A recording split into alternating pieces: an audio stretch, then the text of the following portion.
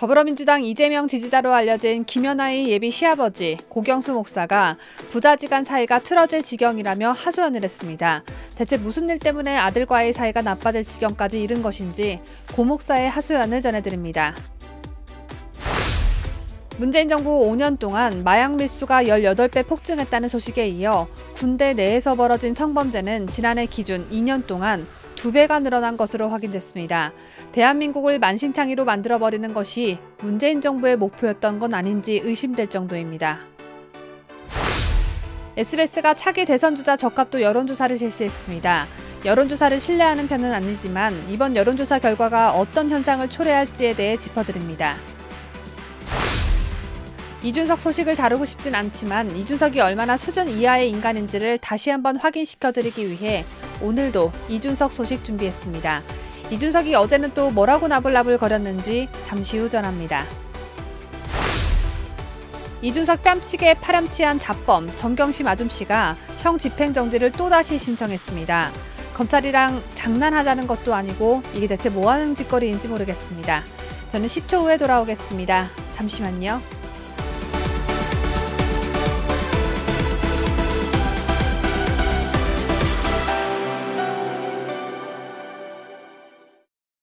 전 세계 각국에서 애청해주고 계시는 구독자 여러분 안녕하십니까? 추석 연휴 마무리 잘 하셨는지요? 2022년 9월 13일 화요일에 전해드리는 뉴스 데일리 베스트 시작합니다. 김연아의 예비 시아버지이자 그룹 포레스텔라 멤버 고우림의 아버지 고경수 대구 평화무교회 목사가 다음 달 결혼하는 고우림과 김연아의 안부와 관련해 언론에 몇 마디 한 것이 너무 퍼져서 결혼 전 부자지간이 틀어질 지경이라고 밝혔습니다. 언론과 인터뷰한 게 문제가 됐다면 조용히 잠자코 가만히 있어야 할 텐데 극좌파로 알려진 김연아 예비 시아버지는 좌파답게 가만히 잠자코 있진 않았습니다. 저의 뉴스를 꼬박꼬박 챙겨보지 못한 분들을 위해 고 목사에 대해 다시 한번 설명해드리자면 고 목사는 박근혜 대통령 탄핵을 열렬히 외쳐댔고 지난 대선에서는 이재명을 열렬히 지지한 대단하신 분입니다. 각종 광고 모델로 활약하며 막대한 재산을 축적한 김연아와 고우림의 결혼 소식이 알려지자 온라인에서는 김연아가 정치 성향이 뚜렷한 시아버지로 인해 피해 좀 입겠다라는 우려와 함께 대궐 같은 집을 김연아가 예비 시아버지에게 사다 바쳤다. 라는 소문이 나돌았습니다. 그러자 고 목사가 11일 오후 대구 달서구 신당동 계명문화대학교 체육관에서 열린 2022년 이주민과 함께하는 추석 축제에서 지나친 관심 탓에 답하기 곤란하다라며 부자지간이 틀어질 지경이라고 말한 것입니다. 고 목사는 대구, 경북 지역 이주민들이 겪는 노동, 산재, 인권 등 여러 가지 애로사항을 무료로 상담해주고 있으며 의료지원과 쉼터 운영 등을 통해 이주민을 돕는 대구 이주민 선교센터를 운영하고 있는 것으로 알려졌는데 더불어민주당 지지자로서 이주민들에게 특정 정치 사상을 주입시키는 활동을 하고 있는 건 아닐란가 모르겠습니다. 다음 소식입니다. 국내 성범죄가 최근 몇 년간 급증한 것으로 나타났습니다. 특히 육군에서는 동성 간 성추행이 매년 지속적으로 발생하는 것으로 드러났습니다. 국회 국방위원회 소속 김기현 국민의힘 의원이 국방부와 육해공군 본부로부터 제출받은 자료에 따르면 지난해 국내 성범죄는 705건으로 2019년 338건과 2020년 463건에 비해 크게 늘었습니다. 군별로 보면 육군은 2019년 229건에서 2021년 478건으로 성범죄가 108.7% 증가했고 같은 기간 해군도 74건에서 152건으로 105.4%, 공군은 35건에서 75건으로 114.3% 급증했습니다. 지난 3년간을 통틀어 전체 성범죄 1,839건 가운데 41.3%가 기소, 34.5%가 불기소 처분을 받았는데 기소 처분율은 공군이 62.7%로 절반을 넘겼고 육군 40.2%, 해군 34.1%로 집계됐습니다. 문재인 정부 5년 동안 군 기강회의에 대한 뉴스를 제가 적어도 10회 이상은 보도해드린 것 같은데요. 문재인 정부는 북한군보다 우리 한국군들이 힘이 더 세면 김정은한테 혼날까봐 무서워서인지 군대 급식도 부실하게 줘서 군인들의 체력을 비실비실하게 만들기도 했었죠.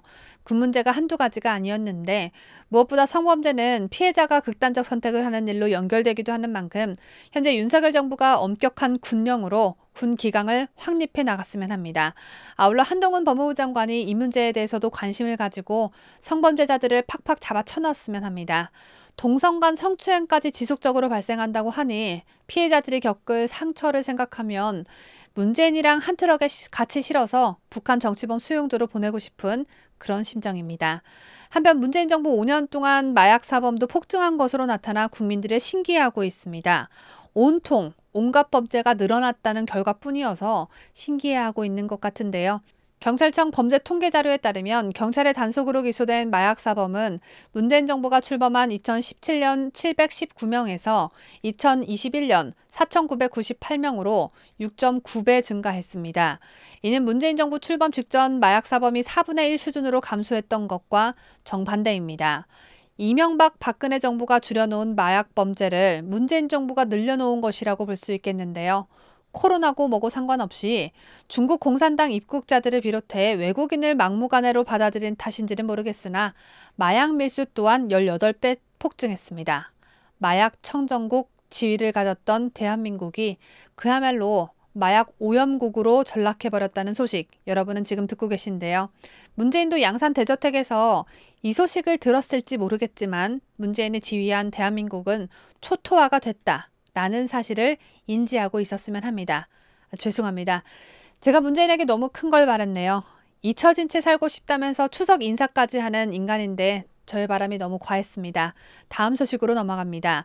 여야 차기 대선주자 적합도에서 범여권은 경합 양상을, 범야권은 이재명 더불어민주당 대표가 선두를 차지했다는 여론조사 결과가 바로 어제 12일 나왔습니다. SBS가 넥스트 리서치에 의뢰 지난 8일부터 9일 전국 18세 이상 남녀 1,004명에게 차기 대선주자로 누가 가장 적합한지 물었더니 범여권에서는 홍준표 대구시장 15.9%, 오세훈 서울시장 12.9%, 유승민 10.1%, 한동훈 법무부 장관 9%, 안철수 국민의힘 의원 8%, 이준석 3%로 나타났습니다. 지지 후보가 없다는 응답은 35%에 달했습니다.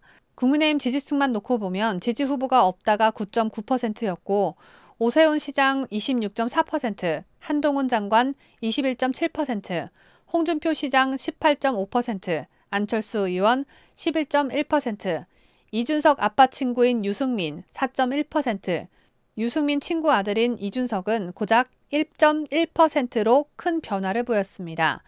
번야권에서는 정과 사범 이재명이 33.6%로 압도적인 선두였습니다. 저짜게들은 왜 이렇게 정과자를 좋아하는 건지 이해 불가다. 이 말밖에 할 말이 없고요. 여권 여론조사에 대해서는 할 말이 많습니다. 국민의힘 지지층만 놓고 보면 오세훈 서울시장과 한동훈 법무부 장관이 1, 2위를 달리고 있는 반면 지지층을 가리지 않은 조사에선 한동훈 장관이 4등으로 밀려납니다. 유승민도 큰 차이를 보였는데 국민의힘 지지층에선 4.1%, 민주당 지지층도 함께한 조사에선 10.1%로 6% 늘어났죠. 이준석 또한 국민의힘 지지층에선 단 1.1%만 대선주자로 생각하고 있고 민주당 지지층도 함께 참여한 조사에선 갑자기 3%로 약 3배가량 껑충 늘어납니다. 이게 뭘 의미하는지 다들 아시죠, 여러분? 바로 역선택입니다. 이준석은 과거도 그렇고 현재도 그렇고 여전히 더불어민주당 지지자들의 가짜 인기로 겨우겨우 연명하고 있는 것입니다. 한동훈 장관만 해도 그렇습니다. 장관이 된 지 얼마 되지도 않았는데 국민의힘 지지자들은 한동훈 장관을 벌써부터 대선 주자로 점찍고 있습니다. 오세훈 시장과 4.7% 차이로 1, 2위를 다투고 있는 형국입니다. 이물을 찾아 헤매는 김남국, 만취 상태로 국회에 출근한 듯한 이수진 등 민주당 망나니들이 조금만 더 힘을 내어 한 장관에게 어이없는 질문으로 공격을 해준다면 한 장관은 조만간 오세훈 시장을 훌쩍 뛰어넘을 거라고 저는 장담하는 바인데요. 이준석이 국민의힘 윤리위로부터 징계를 받을 당시 오세훈 시장은 인터뷰까지 하고 나서며 이준석을 옹호하고 두둔했었죠. 저는 이게 다 차기 대권을 꿈꾸는 오 시장이 이준석과 함께 한동훈 장관을 경계하는 차원에서 성상납 이준석을 그렇게 감싸고 돌았다라는 판단이 내려집니다. 이걸 말씀드리기 위해 대선이 아직 한참 남아 현재로선 다 부질없는 차기 대권 여론조사 소식을 전해드린 겁니다. 이런 가운데 이준석은 자신을 지지하는 더불어민주당에 입당할 생각은 추호도 하지 않고 국민의힘 초토화시키기에 온 정신을 쏟아붓고 있습니다. 이준석이 추석 내내 고민해서 아마 가처분 신청 신문기일 연기해달라고 하겠지요 라고 12일 자신을 속한 당의 지도부를 비꼬았습니다. 그러면서 에휴, 뭘 생각해도 그 이하 라고 덧붙이기도 했는데요. 법원은 내일인 14일 이준석이 제기한 정국이 개최 금지 등에 대한 신문을 한꺼번에 진행할 예정이죠. 이준석은 지난 8일 정진석 비상대책위원장 임명 직후 법원에 정지해달라며 4번째 가처분 신청을 냈는데 어제 국민의힘 측이 14일로 예정된 신문기일을 변경해달라고 할 예정이라고 알리자 이준석이 이따위로 즉각 반응한 것입니다. 이준석이야말로 뭘 생각해도 그 이하일 뿐만 아니라 뭘 말하든지 간에 수준 이하입니다. 앞서 정진석 위원장은 정치와 정당의 자율적 영역에 대한 법원의 과도한 개입은 소위 말해 사법자제의 선을 넘은 것이라는 지적이 많았다면서도 그럼에도 불구하고 공당으로서 법원의 판단을 피해갈 수 있는 방도가 없기 때문에 겸허한 마음으로 법원의 판단을 기다리겠다고 했습니다. 바로 이것이 수준 이상의 생각과 발언입니다. 에휴라며 지 한숨소리를 써제끼는 수준 이하의 이준석과는 차원이 다르죠. 이준석의 한숨소리를 속보라고 기사로 내보내는 매체들도 참 수준 이하가 아닐 수 없는데요. 지금까지 이준석을 지켜보는 국민들이 에휴, 엄마저 좀 더 먹고 정치를 하든 말든 해라. 왜 이런 말을 하는지 절실히 깨닫게 되는 소식이었습니다. 제가 준비한 마지막 소식입니다. 자녀의 입시 비리, 사모펀드 관련 자본시장법 위반 등 혐의로 징역 4년의 실형을 확정받아 철장장 안에 갇혀 계신 정경심 아주머니께서 또 다시 건강상의 문제로 형 집행정지를 신청하는 기염을 토했습니다. 검찰의 불허 결정 3주 만에 또 염치코치 눈치 없이 나줄 제발 바깥 세상으로 나가게 해달라고 애걸복걸하고 나선 것입니다. 새로운 비대위가 꾸려지는 족족 가처분 신청을 내는 이준석이나 정경심이나 같은 종족이 아닌가 생각됩니다. 12일 동아일보 보도에 따르면 경심이 아준씨 측은 추석 연휴 직전 서울중앙지검에 형 집행정지 신청서를 제출했습니다. 정경심 측은 지난달 1일 형 집행정지를 신청할 당시 디스크 파열 및 협착, 하지마비에 대한 신속한 수술이 필요하다고 했지만 형 집행정지 심의위원회는 지난달 18일 정경심 측이 제출한 자료와 의료자문위원들의 의견 등을 종합적으로 검토한 결과 현 단계에서는 형 집행정지가 불가하다고 판단했고 이어 검찰은 심의위원회의 의견을 존중해 형 집행정지 불허를 결정했습니다. 정경심 아주머니 변호인이 제출한 자료에 의하면 의료 전문가들이 봤을 때 감방 안에서 살지 못할 정도는 아니라고 하잖아요. 그런데 왜 자꾸 쓸데없이 신청서를 내고 또 내고 합니까? 아주머니보다 몸이 더 불편한 다른 자범들은 형 집행정지를 신청할 생각은 추호도 못하고 슬기로운 감방 생활을 하고 있습니다. 정경심 아주머니가 문재인에게 임명된 한 달짜리 법무부 장관의 부인이라고 해서 다른 자범들과 좀 다른 특권 의식을 가지고 있나 본데 그런 생각을 버리고 나도 다른 수감자들과 다를 게 없는 평범한 자범이다 라고 생각하시면 마음이 좀 편하지 않을까요?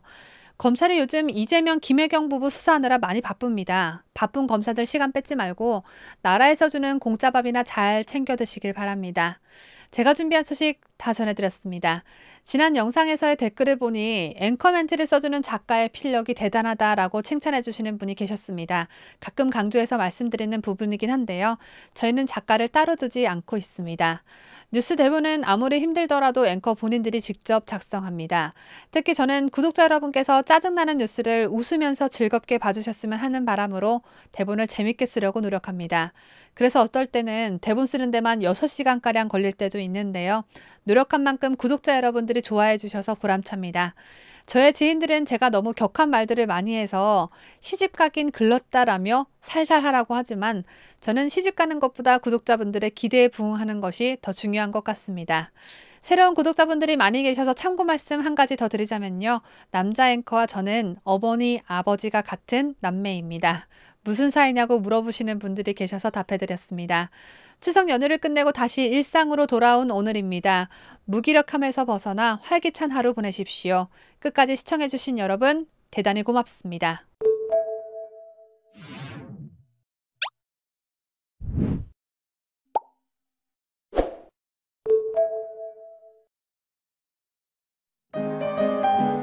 뉴스데일리 베스트는 구독자 여러분의 소중한 구독료를 운영합니다. 여러분의 자발적 구독료 참여를 기다립니다.